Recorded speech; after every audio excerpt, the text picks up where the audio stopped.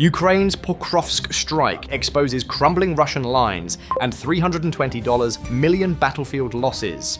Today, a sudden Ukrainian counterattack in Pokrovsk has exposed the deep structural weaknesses inside Russia's occupation network, inflicting an estimated $320 million in combined military and infrastructure losses across the region.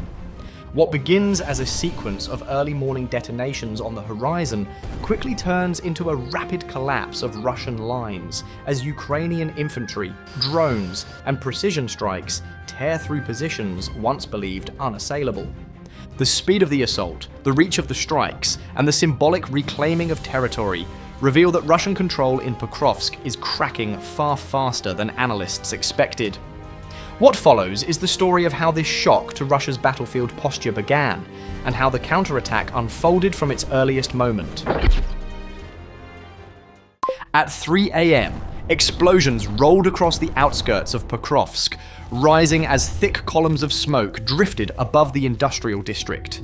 Within minutes, Russian units stationed in residential blocks reported unidentified movement through the fog, unable to determine whether it was retreating civilians, stray animals, or advancing infantry.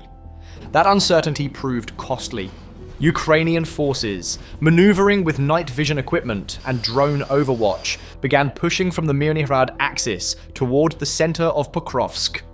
The attack caught Russian troops off guard because analysts previously believed that Ukraine would withdraw from Myrnihrad to avoid casualties after Russian attempts to sever a nearby supply corridor. Instead, Kyiv's forces moved forward, not backward, showing a level of tactical audacity that reshaped the local battle space.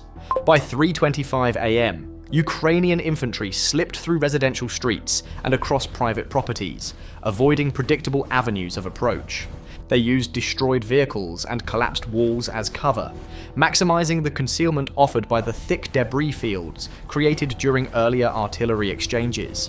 Drone footage released by Ukraine's 425th Scala Brigade later confirmed the scale of these movements, showing thermal silhouettes of soldiers advancing while Russian infantry walked in the open, unaware they were moving into overlapping arcs of Ukrainian observation. This contrast, disciplined movement versus exposed patrols, became one of the defining elements of the operation.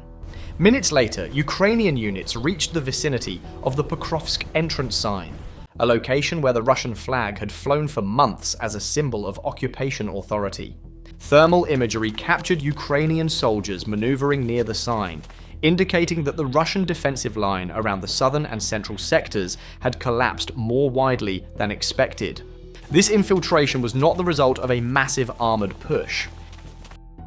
It was a combination of mobility, stealth, and the exploitation of Russian weaknesses that had accumulated over weeks of attrition. Field reports revealed that Russia had failed to reinforce specific gaps around Pokrovsk, particularly from the southern axis. Ukrainian forces approached these weaknesses methodically, bypassing stronger positions and penetrating the urban layout from multiple sides. Pressure from Myrnihrad kept Russian commanders uncertain whether the attack was a feint or a genuine breakthrough,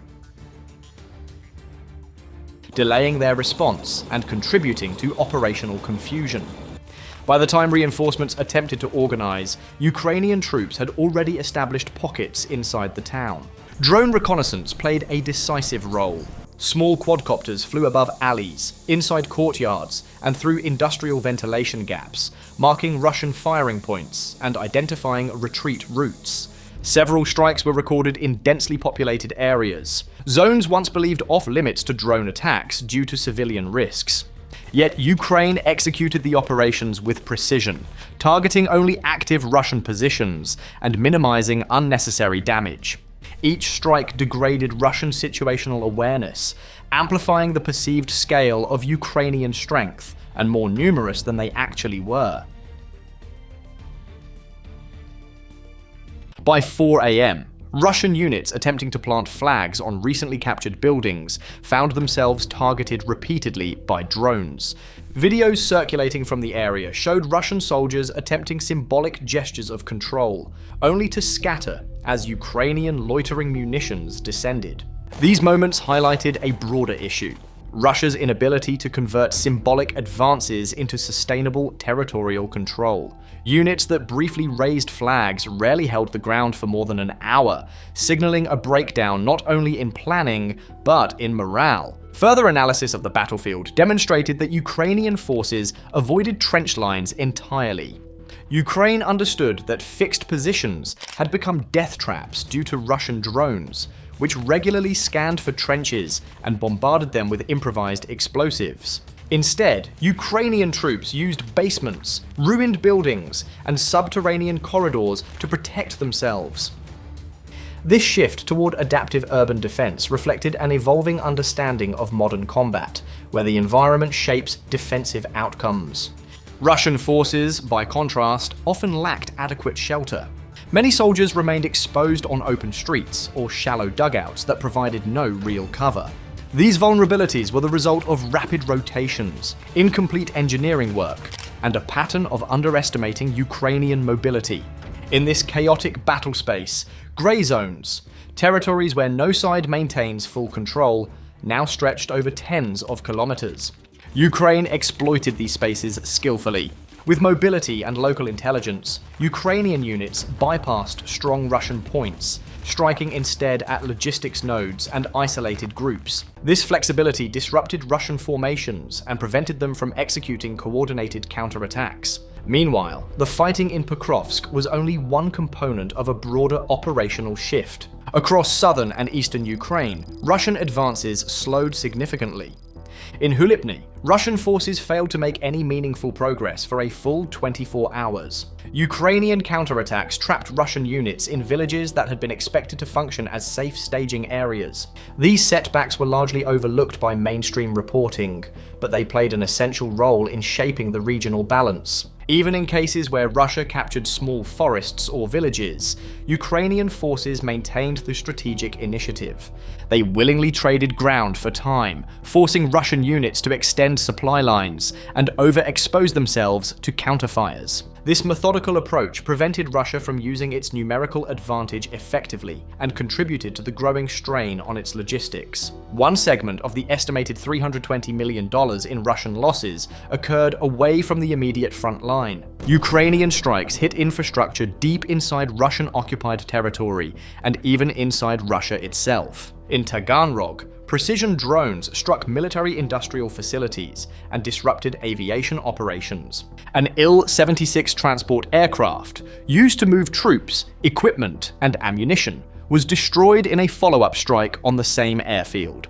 This single incident accounted for a significant portion of equipment losses, and the operational impact was broader than the monetary loss alone. It reduced Russia's ability to reposition forces quickly across the theater. Further south, Ukrainian drones reached cities such as Tarhan, Novorossiysk, and locations across Crimea. They struck logistical depots, aircraft shelters, and infrastructure supporting Russian operations. The psychological effect inside these rear areas was considerable. Russia could no longer assume that distance provided safety. As these tactical and operational developments unfolded, the political landscape entered a new phase of volatility. Reports surfaced of a proposed peace arrangement being discussed between Russia and the United States, but those negotiations collapsed shortly after they became known. The failure highlighted the diplomatic deadlock. Russia sought terms that resembled capitulation demands, while Ukraine and its European partners rejected any solution that required surrendering sovereignty or territory. Inside the United States, disagreements emerged among senators, advisors, and public figures. Some accused the White House of pursuing appeasement, while others pushed for continued support to Ukraine.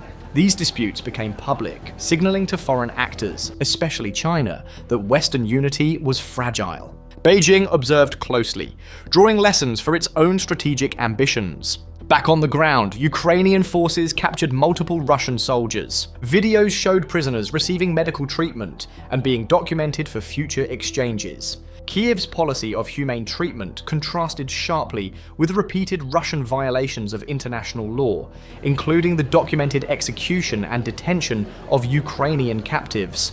This contrast strengthened Ukraine's position during negotiations and increased Russia's reputational cost.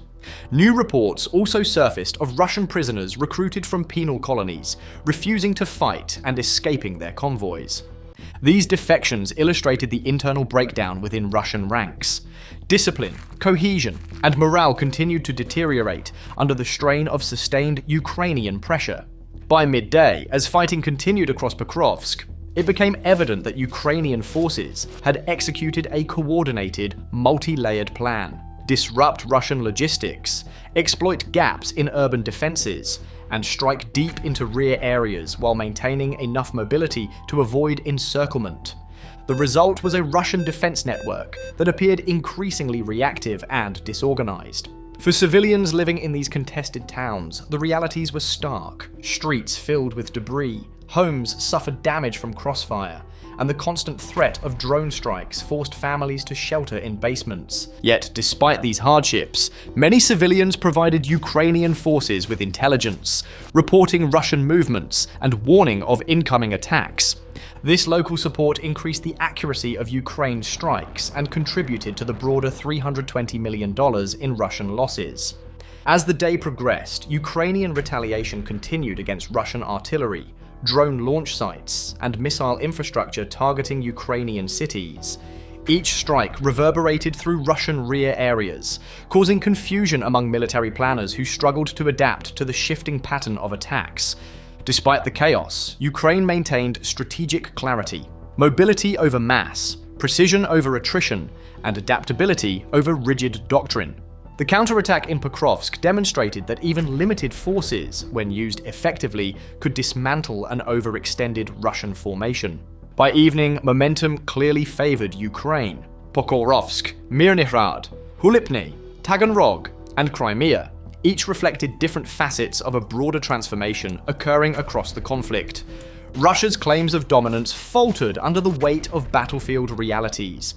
Ukrainian forces, smaller, often outgunned, but disciplined and adaptive, exploited every gap, every miscalculation, and every exposed supply line.